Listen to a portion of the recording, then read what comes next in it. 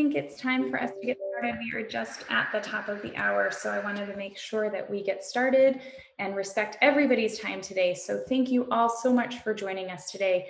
This is the George Washington University School of Nursing Bicentennial event, and we'll be talking about the future of nursing, especially focused on transforming nursing education. I am thrilled to be here. I am so excited to welcome you all and so excited to be here with such a tremendous group of people. So my name is Ashley Darcy Mahoney. I'm an associate professor here at George Washington University School of Nursing. And for the past year, I've been this distinguished nurse scholar in residence at the National Academy of Medicine. In that capacity, I have helped to staff the Future of Nursing report, Charting a Path to Health Equity, which was released in May during Nurses Week, and builds on the progress nurses have made over the past decade. Vision of the report is the achievement of health equity in the United States, built on strengthening nursing capacity and expertise. And by leveraging these attributes, nursing can and will help to contribute and create a comprehensive approach to equitable public health and healthcare systems that are designed to work for everyone. To achieve health equity, this report envisions a major role in the nursing profession in engaging in the complex work of aligning public health, healthcare, social services, and public policies to eliminate health disparities and achieve health equity. As the largest and most trusted segment of the healthcare workforce, we are well suited to help our country advance health equity, but we need support from systems that educate, pay, employ, and enable us to do this work. Across the board, we need to value nurses and the work we do to keep us all healthy and well. And today I'm joined by people who know this topic and have done this work for a very long time. So I'd like to welcome Dr. Sue Hassmiller, the Senior Advisor for Nursing at the Robert Wood Johnson Foundation, and the Senior Scholar in Residence and Advisor to the President in Nursing at the National Academy of Medicine. Mr. Marcus Henderson, he is the member of the committee, he's representing the Committee of the Future of Nursing report today as the member here from the National Academy of Medicine. He is also an instructor and has been an instructor at the University of Pennsylvania School of Nursing and is currently a Ph.D. student at Johns Hopkins University School of Nursing. Dr. Bev Malone, the President and Chief Executive Officer of the National League for Nursing, and Dr. Deb Trautman, the President and CEO of the American Association of Colleges of Nursing. Now it's my distinguished pleasure to introduce our Interim Dean and Senior Associate Dean for Academic Affairs, Dr. Pam Slaven-Lee. Dr. Slaven-Lee has a robust body of knowledge and work in nursing education and has held faculty appointments at Georgetown and the Uniformed Services University of Health Sciences. She's a Sigma Theta Tau Leadership Academy Scholar, and her principal areas of practice include leadership, administration, family practice, gerontology, and simulation-based learning. Dr. Slaven-Lee, I'll hand it to you now. Thank you very much for that introduction, Dr. Darcy Mahoney. And I also want to acknowledge you and our former dean, Pam Jeffries, for envisioning this event and helping to bring it to fruition. I know it's been a long time and a lot of work for you. So as an interim dean of GW School of Nursing, I'm delighted to welcome our distinguished panelists and to thank them for participating in our GW Bicentennial signature event. Throughout this bicentennial year, GW is celebrating each school with a signature event that highlights the progress of past generations, the global impact of our community, or how we're leading to a greater world. It's this last notion that inspires our discussion today. I can think of no better way for us to address world-changing leadership than to focus on the Future of Nursing report, which aims to chart a path forward for the nursing profession and help ensure that all people have what they need to live their healthiest lives. The COVID-19 pandemic has shown us that our current healthcare system has serious flaws that disproportionately affect low-income and minority populations. As a result, nurses at all levels need to have solid, empathetic, real-world knowledge and understanding of the factors that affect health and well-being. They need to appreciate the social, economic, and environmental issues that can often impede access to quality care, especially for those most vulnerable among us. To do that, we need a more diverse workforce that represents the people that it serves. And while the nursing workforce has steadily grown more diverse, there are still significant barriers that prevent people of color or those with low incomes, first-generation college students, and others from pursuing careers in the field. particularly those from pursuing advanced degrees in nursing. At GW Nursing, we're compelled by the belief that all people deserve quality health care, and we aspire to be trusted advocates for the advancement of societal well-being in the classroom, the clinic, the community, and the state house. To help accomplish this, our mission is to prepare leaders and providers to improve the quality of health of all people. But to truly advance health equality for all, major transformations are needed. It's up to our school and nursing schools everywhere to expand our capacity to educate, mentor, and support more aspiring nurses from a range of backgrounds. At their core, nurses are leaders of teams, communities, and healthcare systems. So as we look to tackle the mission of advancing health equity, it's nurses who will take the charge, and it's up to us to prepare them for that task. I look forward to an enriching discussion today about the recommendations of the report and how it will impact nursing education, the downstream impacts of which will be felt far beyond 2030, not just by nurses, but by patients, communities, and all who rely on nurses for compassionate and reliable care. Once again, sincere thank you to our panelists. We appreciate your time and your expertise. And thanks to all of you who've chosen to attend today, whether you're students, faculty, staff, alumni, industry partners, all of you. We sincerely thank you for tuning in and celebrating this monumental moment with us. So thank you very much, Dr. Ashley Darcy Mahoney. Great, thank you so much. So moving forward, this long-awaited report explores how nurses can work over the next decade to reduce health disparities and promote equity while keeping costs at bay, utilizing technology, and maintaining patient and family-focused care. Most nursing schools cover health equity and the social determinants of health as a siloed topic. This approach does not create a foundational understanding and fails to prepare nurses to work in a wide variety of settings and with people from diverse backgrounds. Whether we're working in a primary care clinic, a hospital, or an elementary school, nurses need the tools to help people and communities navigate and address inequities. For the next part of this topic, I'm going to ask Mr. Marcus Henderson to give us an overview of the current and future of Nursing Report 2020-2030, Charting a Path to Achieve Health Equity. And he's going to give us just a sort of the high level, and then we'll jump into questions with the rest of the panelists. So thank you, and I will let Marcus take it away from now. Get the slides. Thank you. Oh, can you hear me okay? We can. Great. Thank you, Dr. Darcy Mahoney, and to the entire GW School of Nursing for the invitation to speak this afternoon and share an overview of the Future of Nursing 2020-2030 report, and also the opportunity to participate in the Q&A alongside my distinguished panelists. So we'll jump right in. Next slide, please.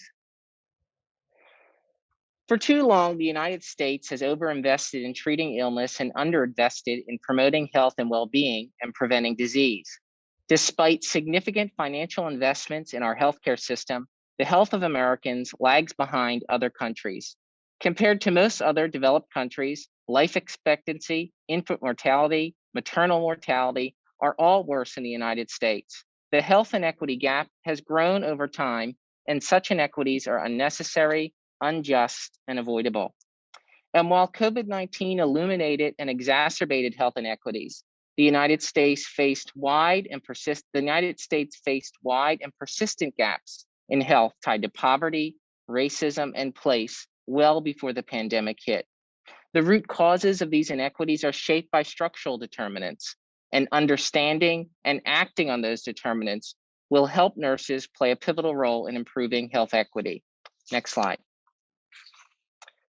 Our race and ethnicity, income level, immigration status, access to health insurance, the conditions of our neighborhoods, and many other factors predict whether we will experience preventable, costly medical conditions, live shorter lives, and have a fair and just opportunity to be healthy and well.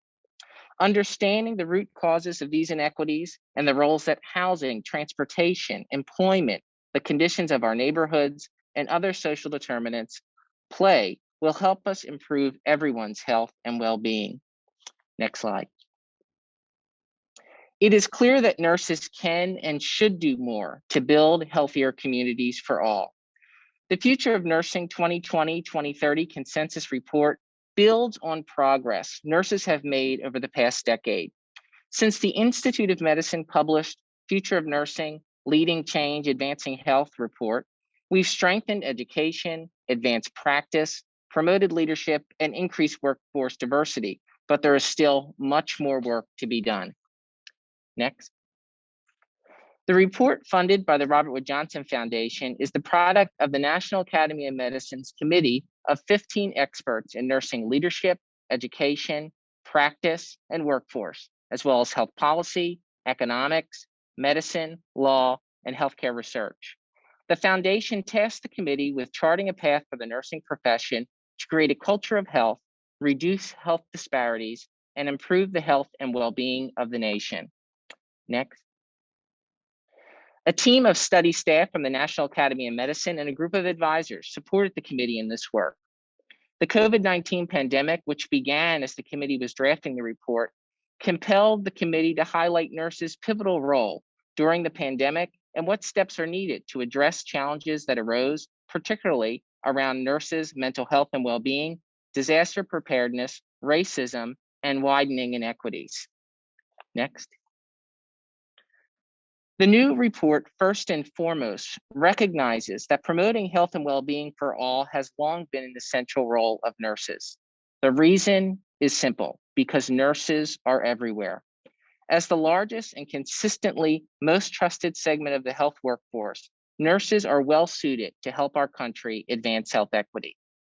We are bridge builders, collaborators who engage and connect with people, communities, and organizations to ensure people from all backgrounds have what they need to be healthy and well. Next. But nurses need more support from the systems that educate, pay, employ, and enable us to continue this critical work. Across the board, we need to value nurses and the work they do to keep us all healthy and well. There are 4 key actions that the Future of Nursing report lays out. We must permanently remove practice barriers, value nurses' contributions, prepare nurses to advance equity, and diversify the workforce. And I'll focus on the latter 2 actions. Nurses have substantial and often untapped expertise to help individuals and communities access high-quality healthcare, particularly in providing care for people in underserved rural and urban areas. However, the ability of nurses to practice fully in these and other settings is limited by state and federal laws that prohibit them from working to the fullest extent of their education and training. Nurses, as I said, are bridge builders, engaging and connecting with individuals, communities, public health and healthcare, and social service agencies to improve health. Without strong financial and institutional support, their reach and impact are limited. Thus, it is important to improve and strengthen the design of public and private payment models so nurses are supported, encouraged, and incentivized to bridge health and social needs for people, families, and communities. Next. One of the report's central themes is how to help nurses carve a path to health equity. So how can we better prepare nurses to do this?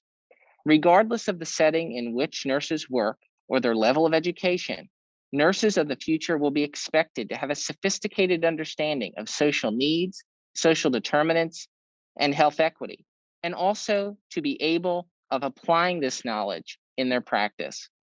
Most nursing schools tend to cover topics, as it was previously mentioned, regarding SDOH, health equity, and population health in isolated standalone courses. And this approach is insufficient for creating a foundational understanding of these issues and to prepare nurses to work in a variety of settings. The pandemic has reinforced that all nurses, regardless of where they practice, should possess deep, empathetic, real-world knowledge and understanding of the socioeconomic and environmental factors that affect health and well-being. But many nurses are still not taught about these issues in the classroom. But we can change this. And to quote from the report, to change nursing education meaningfully so as to produce nurses who are prepared to meet the challenges in the next decade ahead will require changes in 4 areas: what is taught, how it is taught, who the students are, and who teaches them. Next slide. For example, the 2018 National Sample Survey of Registered Nurses Ask nurses and nurse practitioners, what additional training topics would have helped you do your job better? Nurses themselves reported that more training in SDOH, working with underserved communities, population health, mental health, value-based care would have helped them do their jobs better. To achieve health equity, nurses must have enhanced education and training in these areas, including the impact of racism on health. Overall, nurses working in schools, public health, community health, emergency and urgent care settings were more likely than RNs working in other settings to indicate that they could have done their job better if they had received training in these areas. These results could reflect that nurses are encountering increasingly complex individuals and populations, rising number of visits and caseloads. The fact that nurses are working in these settings frequently provide care for individuals facing multiple social risk factors that harm their health and well-being, or simply the inadequacy of the training in these areas that RNs had received. Next. Throughout the Future of Nursing report, we look to many examples of nursing programs and organizations leading in this area regarding education. For example, universities in Kansas and Texas partnered with their local housing authorities to establish community-based health clinics that also served as educational settings for nursing students and NP students to have real-world experiential learning opportunities on social justice, SDOH, social needs, and equity. The report recommends various steps that educators and employers should take. Nursing education programs, universities, continuing education initiatives, accreditors, the National Council of State Boards of Nursing need to strengthen educational curricula and expand the environments where nurses train to prepare nurses to work in and with communities. Federal agencies, employers, School of Nursing, and other stakeholders need to strengthen the capacity of the workforce to respond to public health emergencies. And employers need to support nurses' mental health and well-being so that nurses in turn can support the well-being of others.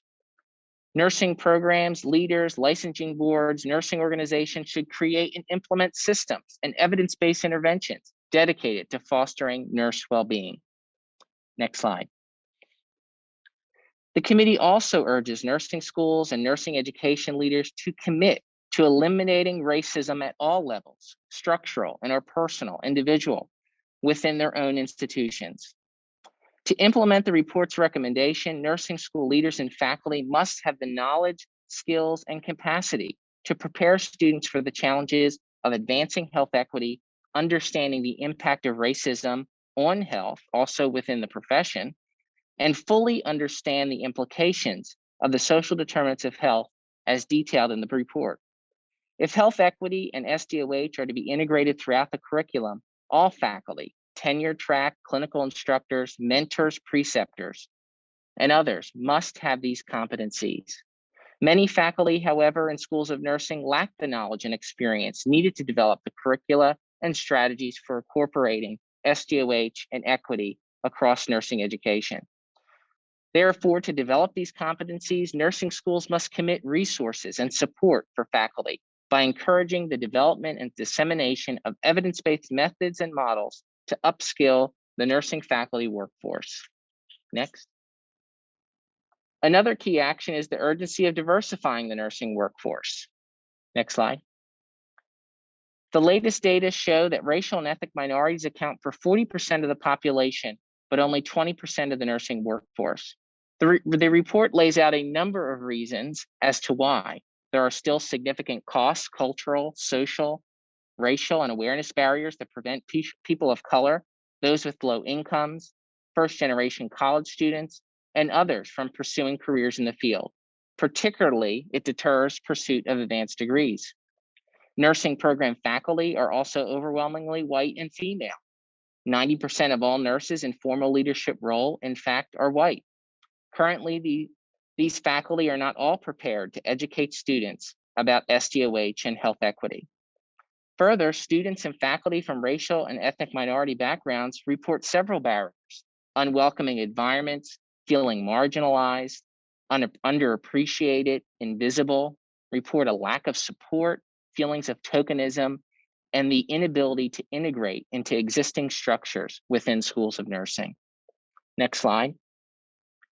The report recommends that if we want to diversify the nursing workforce, that nursing schools need to intentionally recruit, support, and mentor faculty and students from diverse backgrounds to ensure that the next generation of nurses reflects the communities they serve.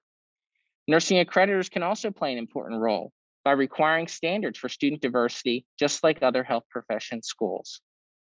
Next. So in closing, we all have a role in advancing health equity. And I look forward to continuing the conversation with our distinguished panelists about how we can begin operationalizing some of the recommendations within this report. So thank you so much for the opportunity to provide this overview. Great, thank you so much.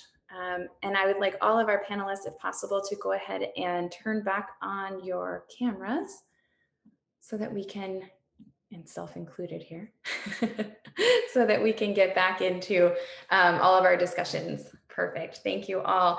So we had a number of questions that came through already from the community, from various webinars that we've done. And so I'm going to jump into those. We have about 35 minutes left for audience discussion and question and answer around the Future of Nursing report. So at this time, what I would like to do is for any of you that also have questions that are here right now that didn't send them in early or didn't send them in on previous chats or Twitter chats or anything like that, go ahead and pop them into the chat box. I will be monitoring that along with some other back-end colleagues doing that work, and we are going to get to as many as we can. So I am going to start off here. I'm going to start off with Dr. Beverly Malone. So thank you, Dr. Bev Malone, for joining us. And the question we have for you here is, how do we develop a diverse pipeline for the future, especially targeting children and teens to consider nursing as a career? Well, I used to be a dean of nursing at North Carolina A&T State University, which is a historically Black school of nursing. And that was one of the questions, is how do we get to those who are in grade school and high school and get them into historically Black schools when there is the University of North Carolina at Greensboro right down the road, maybe 2 miles. And how do we increase the number of Black, these were all baccalaureate nursing students. And so I heard the rumor that none of the schools would welcome none of the undergrad, none of the baccalaureate schools were welcomed by the grade schools or the high schools. And you know me, I said, well, let's go knock on the door and see if they're really going to turn us away. And so I did, and I found that that was a rumor. So I would suggest to everyone to go to your schools, talk to your principals. What we talked about was, wouldn't we love to have a pipeline, exactly what you're talking about, where they could actually have some time on campus with us during the summer. And they thought it was a grand idea. I also figured out that the principals were not the only people to talk to, that the actual people the counselors were the people who guided the students as to where they were going to go. And if they were bright and did their healthcare, anything in healthcare, anything in actual science, did that well, they ushered them into medicine. They thought they would be really good candidates for medicine. So I started feeding the actual people who were guiding the students. I would have once a month a feast festival, and I would tell them how wonderful nursing was and how many opportunities students would have if they only chose nursing. And between the bites of food and the credibility of nursing and the gold card that nursing offers everyone, they started sending those young students into the university program. So I would suggest that if you really want to have a vibrant program, knock on the doors of the schools at the undergraduate level, at the undergraduate, I'm into undergraduate, at the high school level, at the grade school level, invite them over, have programs for them, talk to them, let them know how wonderful nursing is so that we can all have the pipeline. That would be my recommendation, Ashley. Thank you so much, Dr. Bev Malone. I really appreciate your answering that question. The next question I have here is actually for Dr. Deb Trautman. So Deb from AACN, what is the most effective ways for nursing schools to develop a more diverse and inclusive student population? Certainly from your perspective at AACN, what are some best practices you've seen? Sure. Well, thank you for asking the question. Before I begin, though, I want to say thank you, Dr. Darcy Mahoney, Dr. Slaven Lee, and all of the faculty for your extraordinary leadership and all those attending today. We have faced the great challenges of the pandemic. We are a profession and quite proud of the accomplishments that we've made. But as outlined in this Future of Nursing report, we have much to do. And we need to do this. We need to act rapidly. We need to act responsibly. And we have to act right now in a period of time when we are seeing increasing stress across the profession. We are seeing shortages in healthcare delivery with professional nurses, as well as we are facing shortages with faculty. So I want to first build on, before I get to the nursing schools, Dr. Malone's great comment.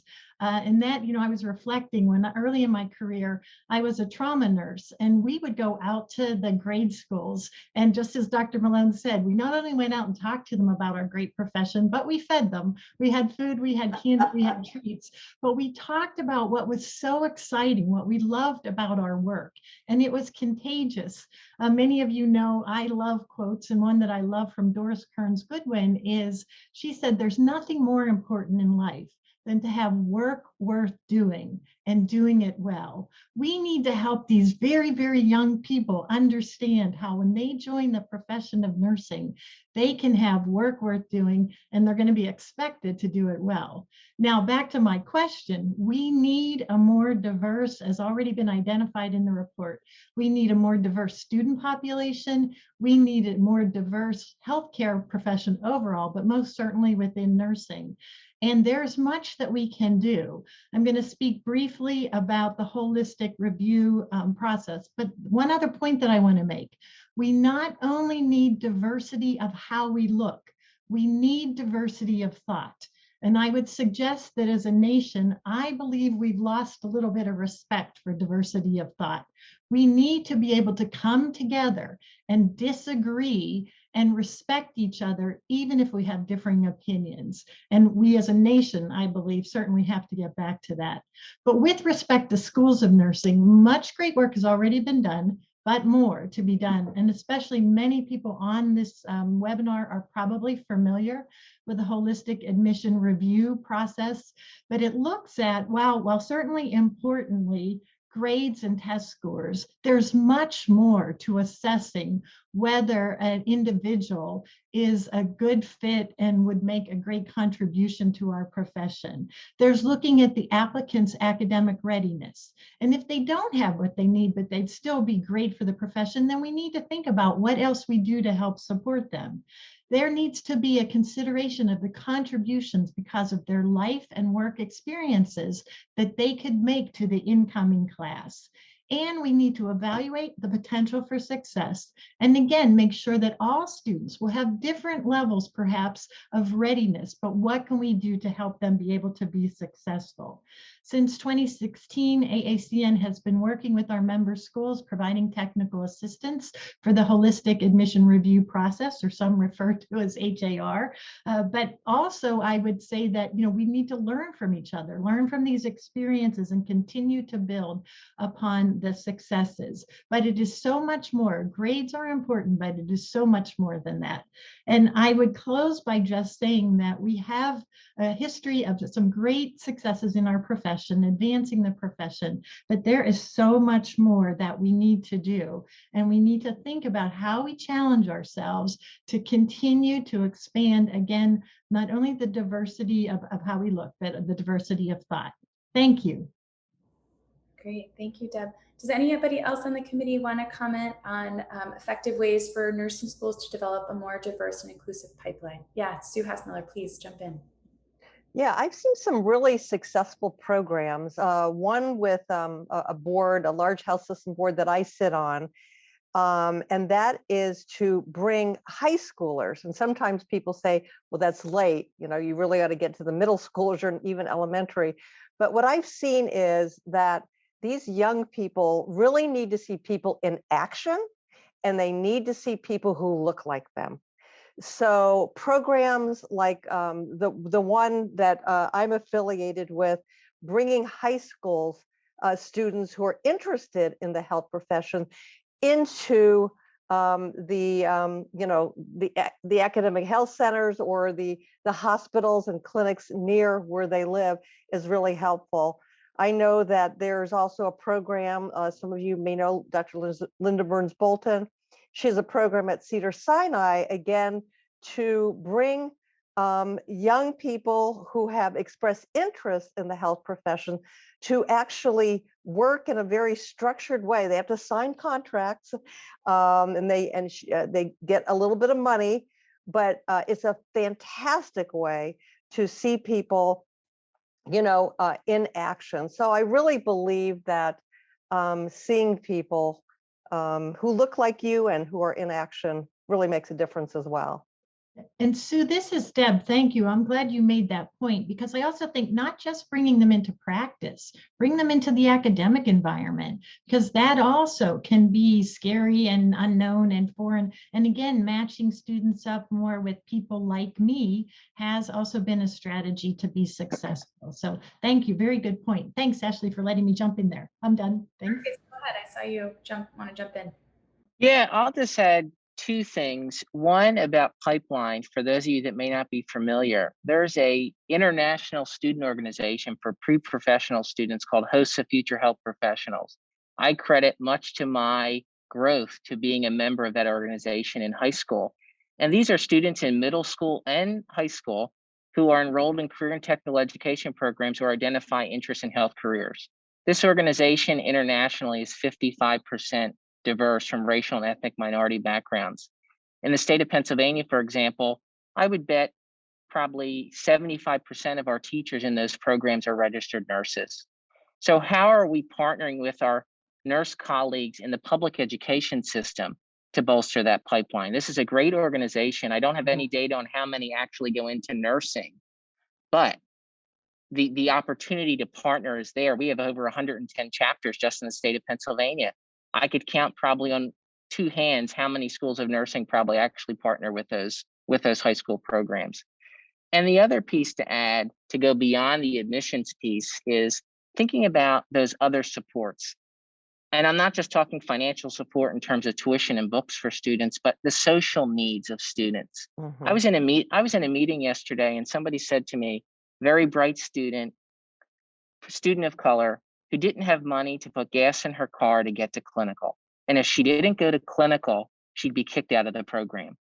I know of Ph.D. students who are food insecure over the summer because their stipend lowers and they can't maintain their livelihood throughout the summer months. So it's also thinking beyond those traditional tuition and books and housing, but those everyday experiences of students, especially students of color that are trying to get through a program. We talk about the social needs of our patients, but we as students also have social needs. And that also comes through with that mentoring piece of who their faculty advisors are and how they build those relationships. Please go ahead. If I may add, Marcus, thank you. And I should say soon to be. I know soon, a little bit of a runway, Dr. Henderson. So very excited about your pursuit of the doctoral education. A couple comments that I want to build upon. I agree very strongly that more than just the academic support. During the pandemic, we learned of individuals who didn't have access to Wi-Fi, and schools set up buses in parking lots so that certain students could. I mean, there's a host of different strategies, and we're not all the same. We don't all have the same resources. So how can we be more cognizant of what will be, helpful for others? We need to keep that in mind. One comment that I share, not as a criticism, but I recently learned it from some of my colleagues, Native Americans, have asked me not to use the word pipeline, but rather to use pathway. For some, the term pipeline is offensive. I'm not advocating one position or another, but I recently have switched to talking about pathways. So I just would recommend that for all of us for consideration. Yeah, sure. Go ahead, Sue. Yeah, so Marcus reminded me of, I'm glad you mentioned that, Marcus, that nursing students really need help with their own social determinants and social needs. And with my foundation hat on, I have an affiliation with one particular foundation. I only know of one that comes to mind, that provides, he went to all the schools of nursing in his area, and there were several schools of nursing, community colleges, and four-year programs, and asked the deans in his area what would be most helpful.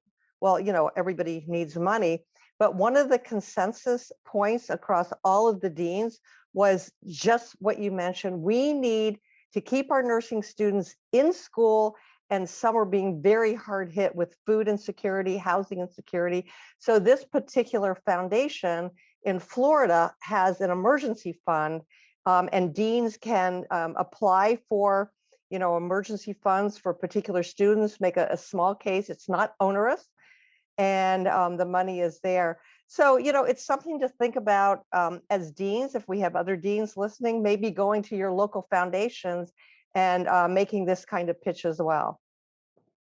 Yeah, thank you. So our next question, we've gotten actually a couple different versions of this question. So I'm kind of gonna jump a little bit, but essentially the question for Marcus Henderson: why is experiential learning outside of traditional acute care setting important for nursing students? And I know here at GW, we have a number of different opportunities for our students to participate in settings outside of the hospital. One of the ones that I've been involved with, run by Dr. Karen Dawn, is at Camp Dogwood, where we have students embedded in Camp for Kids, where they could be they can work with health promotion and disease prevention, small cuts and scrapes, all the first aid, up into some of the bigger things, diabetic management in a camp setting, asthma, acute illnesses. So really thinking about how nurses can get experiential learning outside, but really, why is it so important? Yeah, definitely. I mean, I took a 14-week course in my undergraduate program in community health nursing, and that was the course that defined the path of my career. So it's like I mentioned in my overview, it's that real world experience of how social determinants, social needs play out outside of the classroom, from what you're reading in a textbook, hearing in a PowerPoint, and seeing it and hearing it from real life people. And you're learning about it from community members in the context that it affects them. Because a lot of the times in the classroom, we don't have that. We don't have that context. It increases the likelihood that individuals enter those fields. I have former students of mine that now are enrolled in MPH programs because they were in a Philadelphia public school for their community health nursing rotation. And it opens the eyes for students about what happens after discharge. It's not simply, I didn't follow up with my treatment, but I couldn't follow up with my treatment because I have these family obligations, because I don't have access to X, Y, and Z resource. So that's the power of experiential learning. It's expanding our understanding of all of that knowledge that's packed into our nursing curriculum and seeing it in the real world. And going into those settings, public schools, libraries, correctional facilities, what have you. That's what's so important, because if we're moving in that direction, then we need nurses to train in their foundational years so they understand that when they enter to practice. Thank you. Say something? Yeah, one sec, Sue. I think Yeah. Dr. is trying to talk. Go ahead, Bev. Oh, sorry. I was going to say there's nothing like making a difference in the lives of somebody. It's like, why do I wake up in the morning? Oh, I have the opportunity to make a difference in the life of someone. To me, nursing has that draw and that ability to offer you an opportunity for the rest of your life, to make a difference, not just in somebody's life, but in the life of many.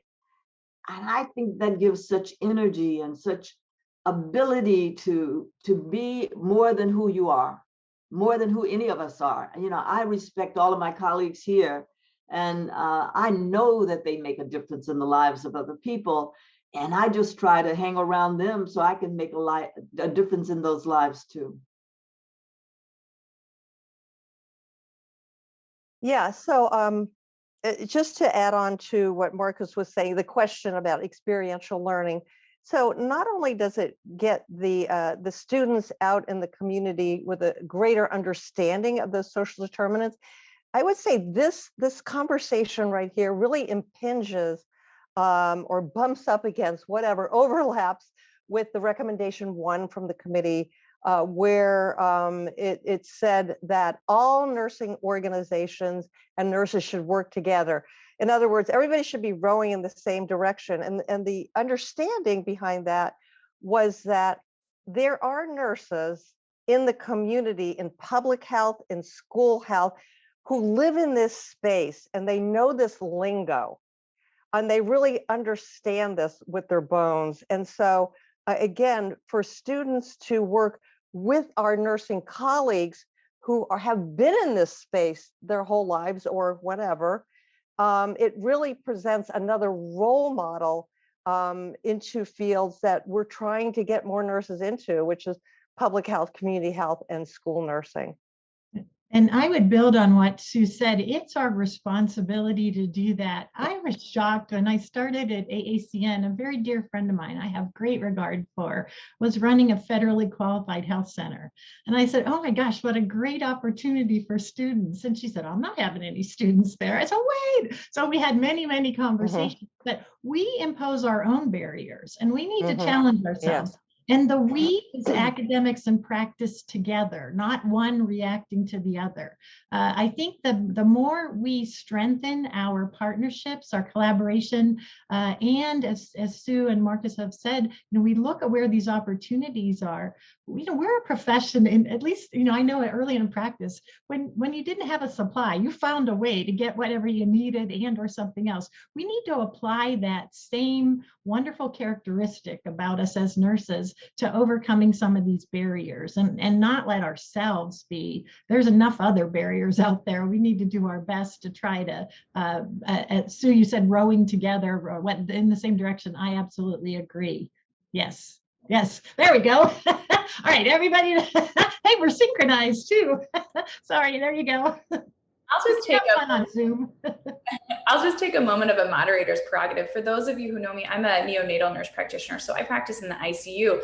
And I want to sort of just stress that those of you who are interested in tertiary care, the amount of content you still absolutely must have to do your job well. Even if you want to do ICU, you have to have community understanding of what community public health is.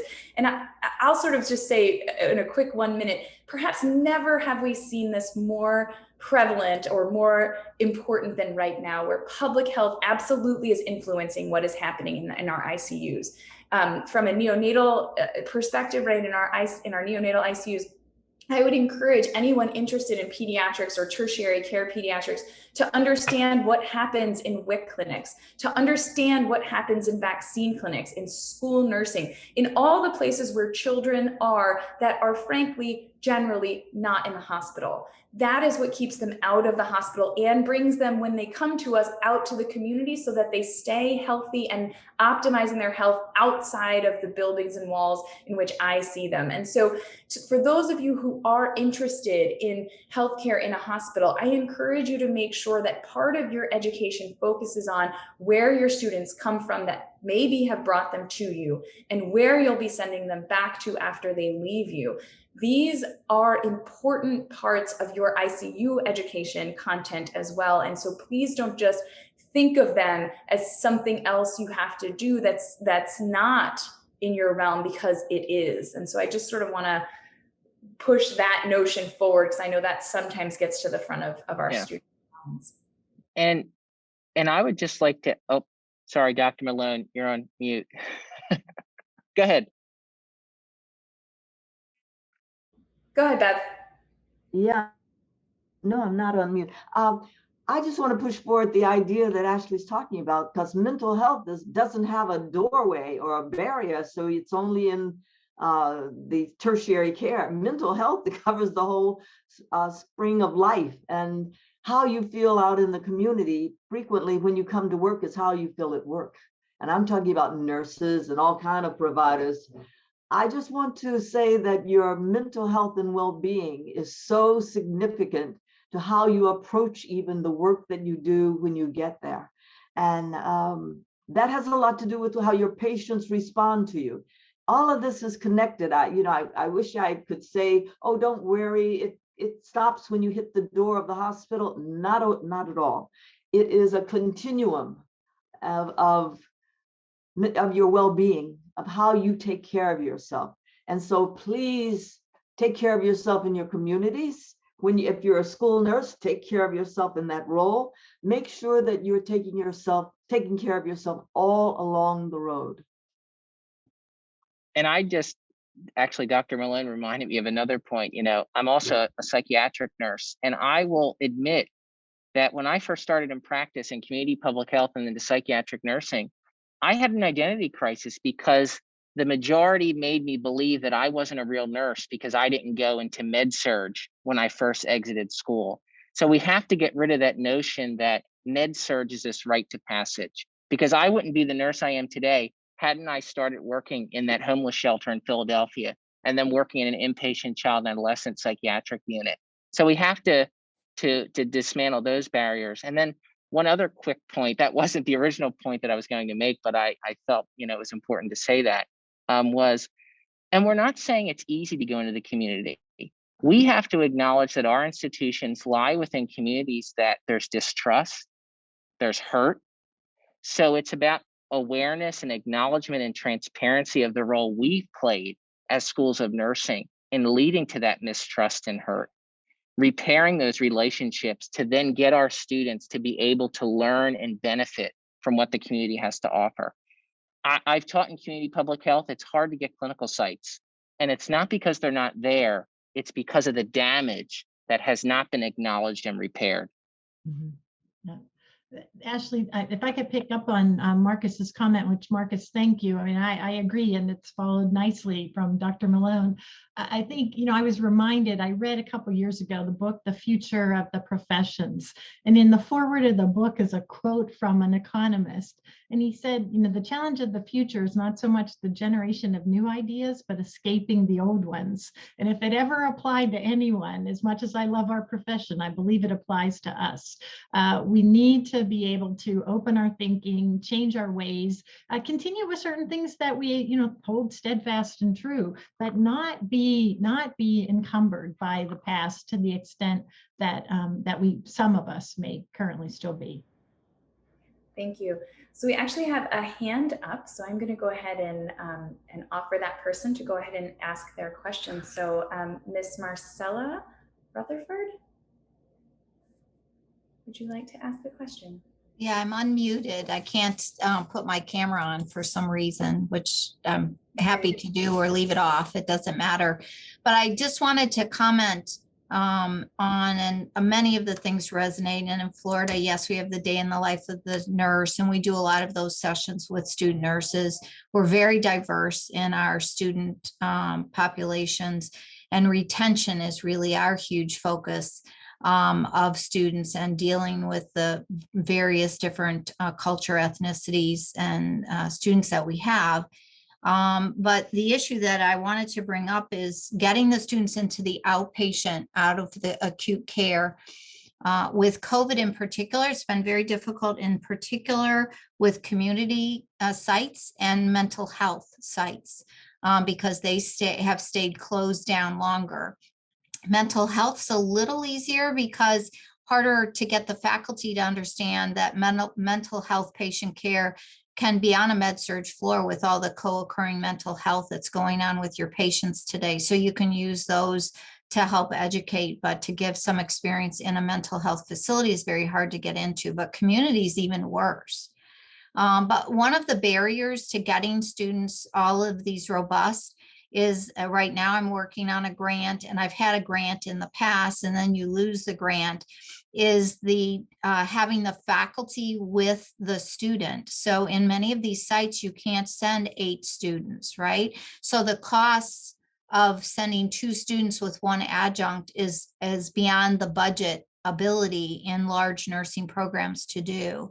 So finding grants, looking for creative ways to get out to the public to let them know that the funding is needed to get those experience. Cancer care is all done in the outpatient arena today, right? It's no longer on the floor. So if you want to get your students to understand the care of an oncology patient, it's really difficult because most of those centers don't allow 8 students to go in there. So that's a big challenge that I just don't have a complete solution other than looking for grants and funding. And that's not always easy to do, and to do it consistently for all your students.